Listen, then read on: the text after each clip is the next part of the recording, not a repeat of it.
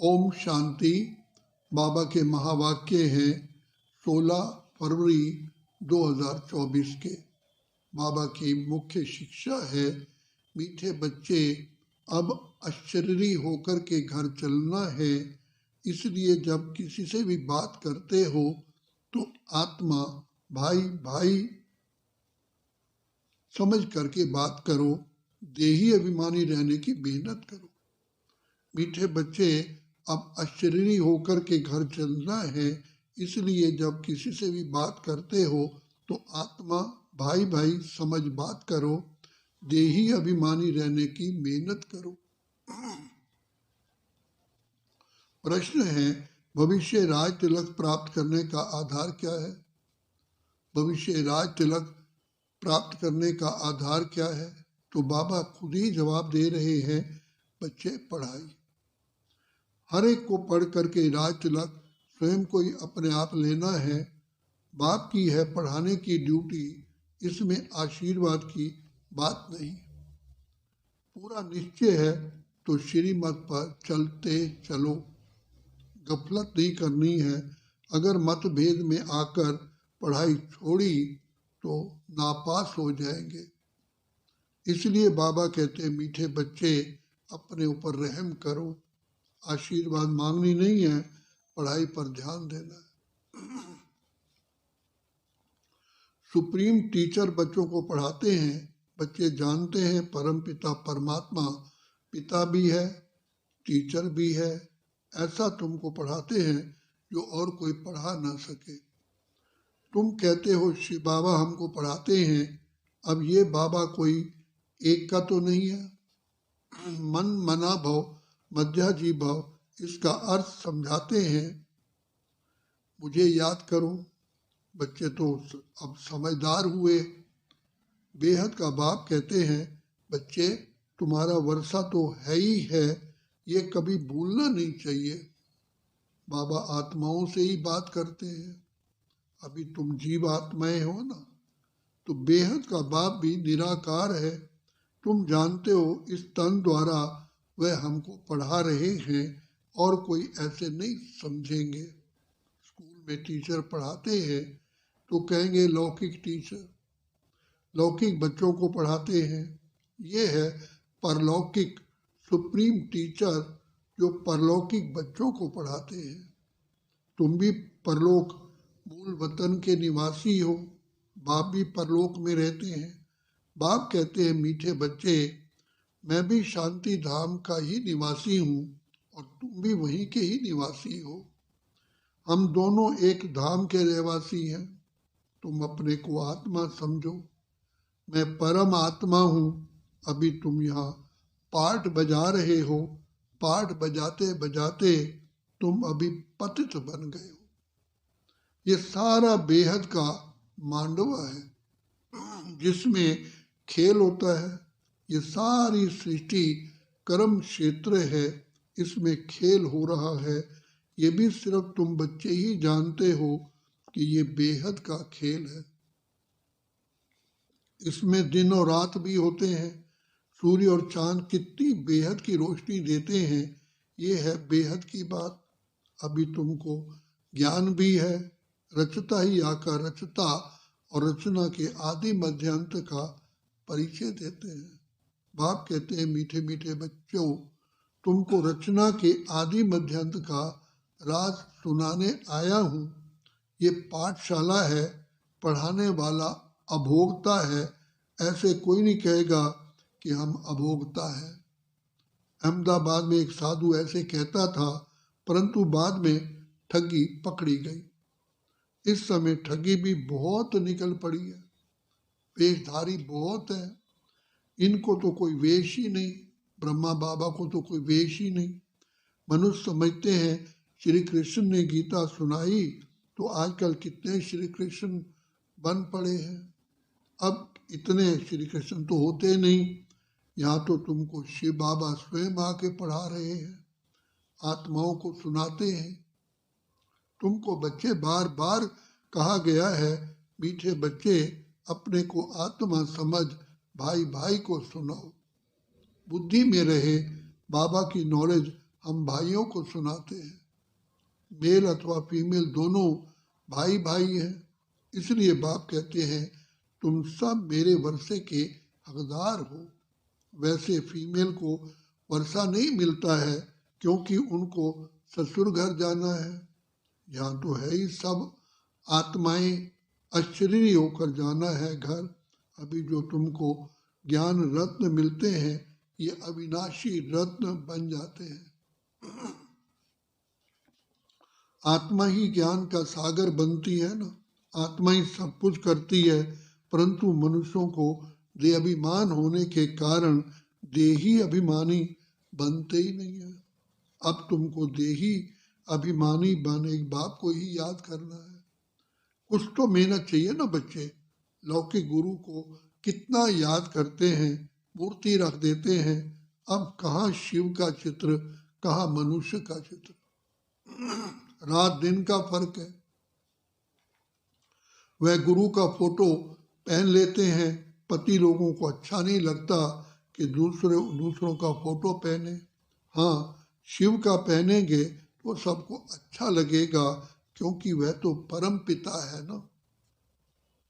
उनका चित्र तो होना ही चाहिए।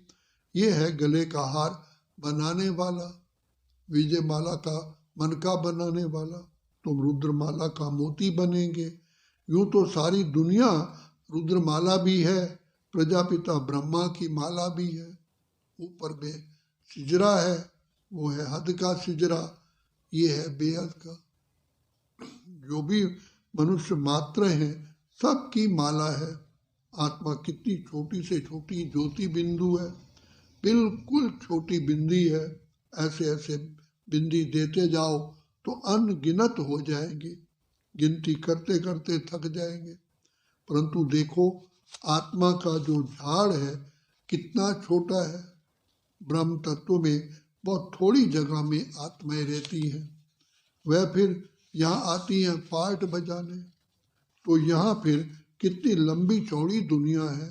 कहाँ कहाँ एरोप्लेन में जाते हैं, वहाँ फिर एरोप्लेन आदि की दरकार ही नहीं। आत्माओं का छोटा सा ये झाड़ है। यहाँ मनुष्यों का कितना बड़ा झाड़ है। ये सब है प्रजापिता ब्रह्मा की संतान, जिसको कोई एडम, कोई आदि देव कहते हैं। मेल फीमेल तो जरूर है ना। तुम्हारा है भक्त प्रवृत्ति मार्ग, निवृत्ति मार्ग का खेल होता ही नहीं। एक हाथ से क्या होगा, दोनों पहिए चाहिए ना। तो दो है तो आपस में रेस करते हैं, दूसरा पहिया साथ नहीं देता है तो ढीले पड़ जाते हैं। परंतु एक के कारण ठहर नहीं जाना चाहिए।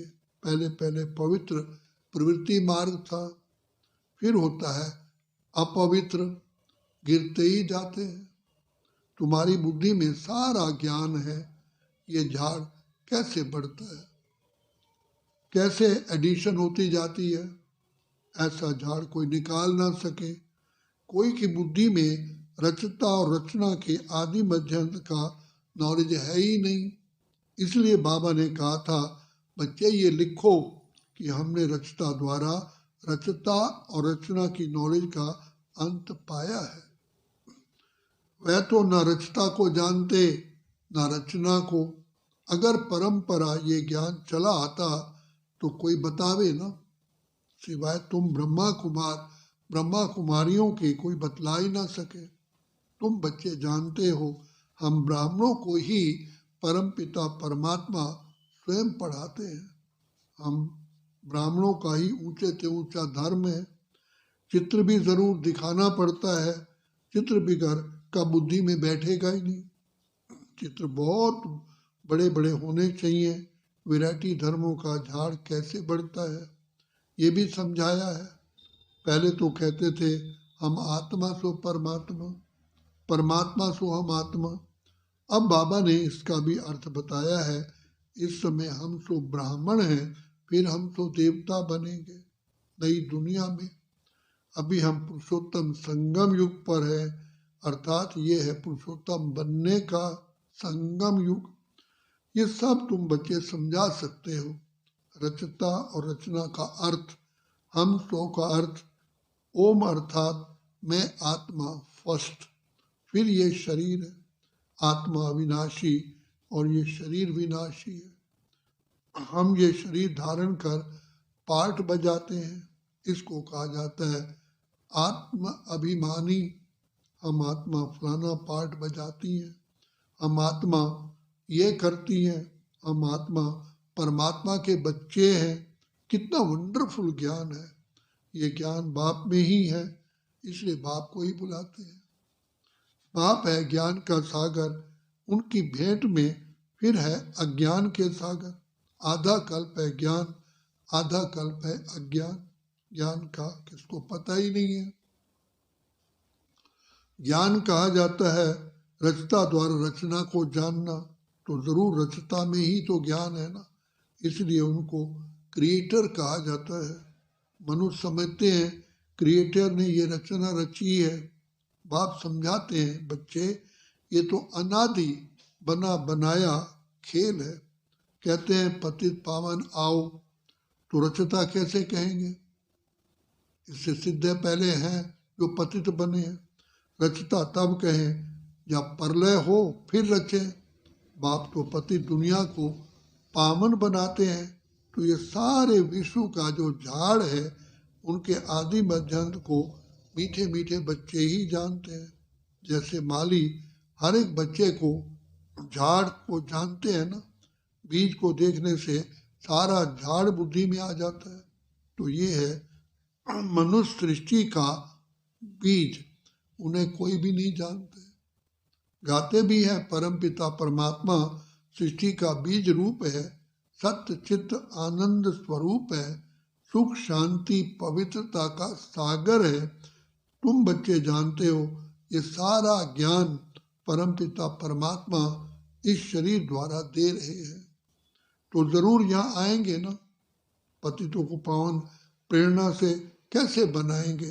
तो बाप यहाँ आकर सबको पावन बना कर ले जाते हैं। वह बाप ही तुमको पाठ पढ़ा रहे हैं। ये है पुरुषोत्तम संगम युग। इस पर तुम भाषण कर सकते हो कि कैसे पुरुष तमो प्रधान से श्रेष्ठ सतो प्रधान बनते हैं। तुम्हारे पास टॉपिक तो बच्चे बहुत हैं। ये पतित तमो प्रधान दुनिया सतो प्रधान कैसे बनती है, ये भी समझने लायक है। आगे चलकर तुम्हारा ये ज्ञान सुनेंगे, बल छोड़ भी देंगे, फिर आएंगे, क्योंकि गति सदगति की दुकान तो एक ही है। तुम कह सकते हो कि सर्व का सदगति दाता एक बाप ही है। उनको श्री श्री कहते हैं। श्रेष्ठ श्रेष्ठ है परमपिता परमात्मा, वो हमें श्रेष्ठ बनाते हैं।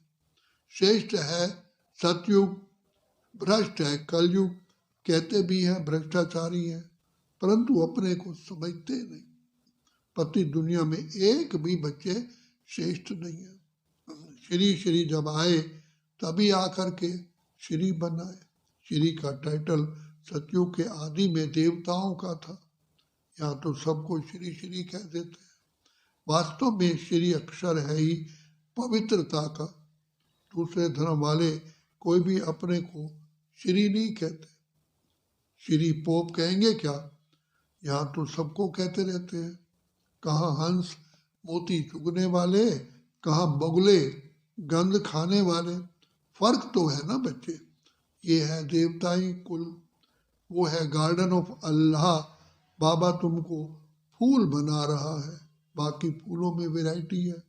सबसे अच्छा फूल है किंग ऑफ फ्लावर। इन लक्ष्मीनारायण को नई दुनिया का किंग क्वीन फ्लावर कहेंगे। तुम बच्चों को आंतरिक खुशी होनी चाहिए। इसमें बाहर का कुछ करना नहीं होता।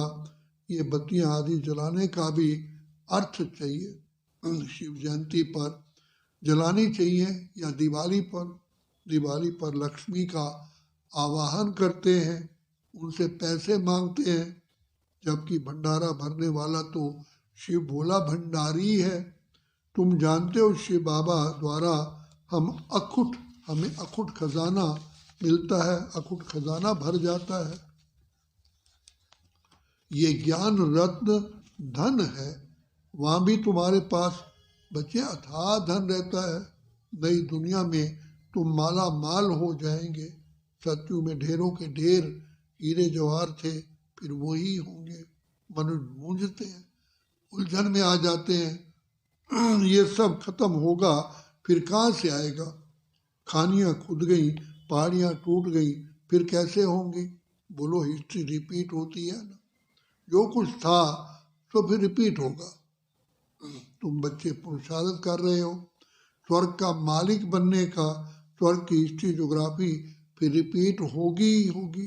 गीत में भी है ना, आपने सारी सृष्टि, सारा समुद्र, सारी पृथ्वी हमको दे दी, जो कोई हमसे छीन ही नहीं सकता। उसकी भेंट में सब अब क्या है?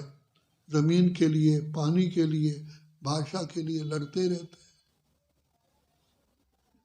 स्वर्ग के रचयिता बाबा का जन्म मनाया जाता है। जरूर उसने स्वर्ग की बादशाही दी होगी। अब तुमको बाप स्वयं पढ़ा रहे हैं। तुमको इस शरीर के नाम रूप से भी न्यारा हो अपने को आत्मा समझना है।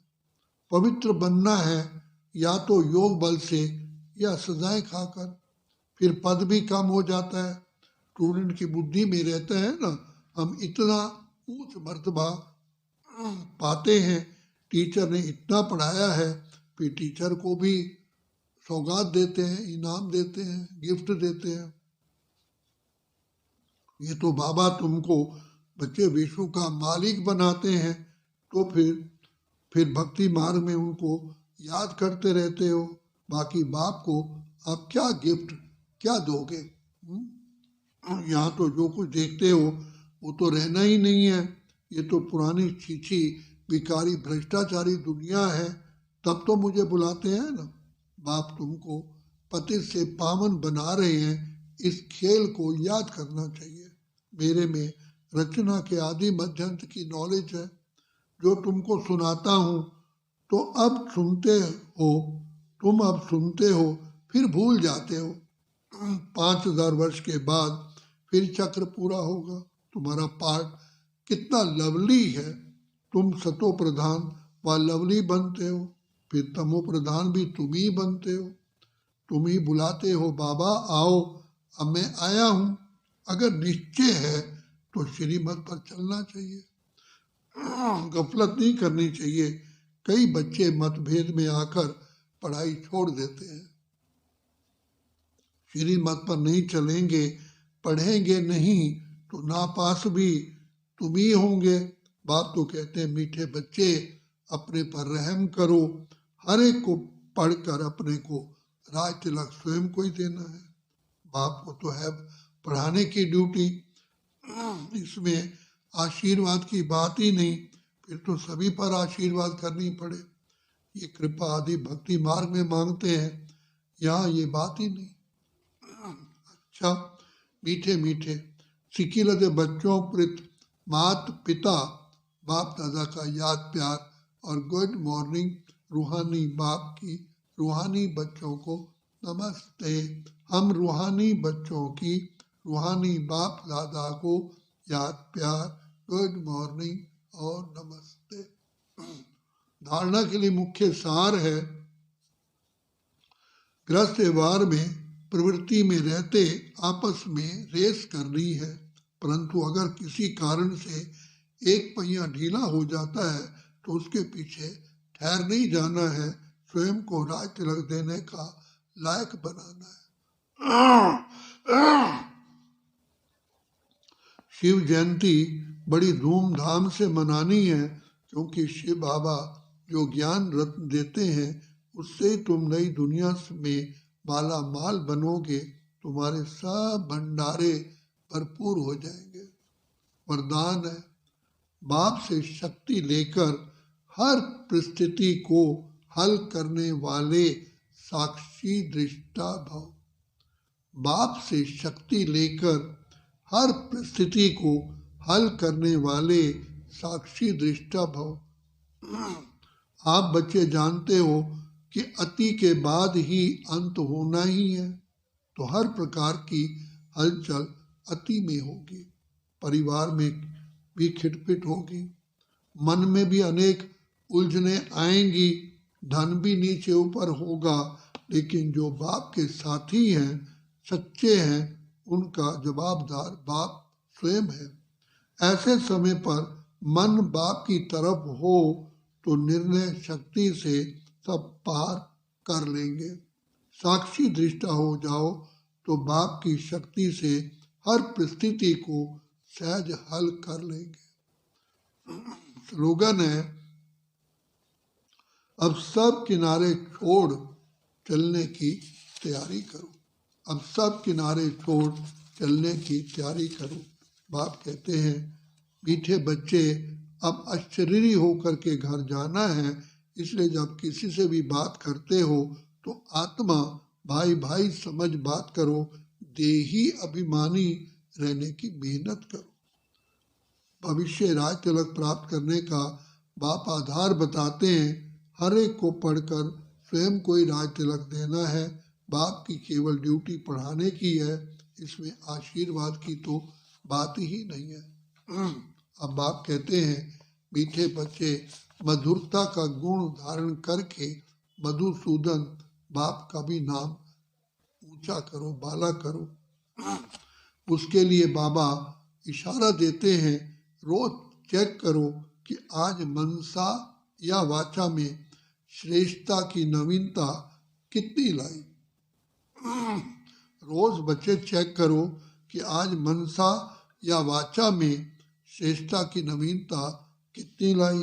मनसा में हर आत्मा के प्रति शुभ भावना, शुभ कामना रहे, बोल में मधुरता। मनसा में हर आत्मा के प्रति शुभ भावना, शुभ कामना रहे, बोल में मधुरता, संतुष्टता, सरलता की नवीनता रहे। बोल में मधुरता, संतुष्टता और सरलता की नवीनता रहे। ब्राह्मण आत्माओं के बोल साधारण बोल हो ही नहीं सकते। मधुबन और मधुबन का बाबा सदा याद रहे तो मधुरता का अनुभव होता रहेगा। मधुबन और मधुबन का बाबा सदा याद रहे तो मधुरता का अनुभव होता रहेगा। अच्छा, ओम शांति, ओम शांति, ओम शांति, ओम शांति।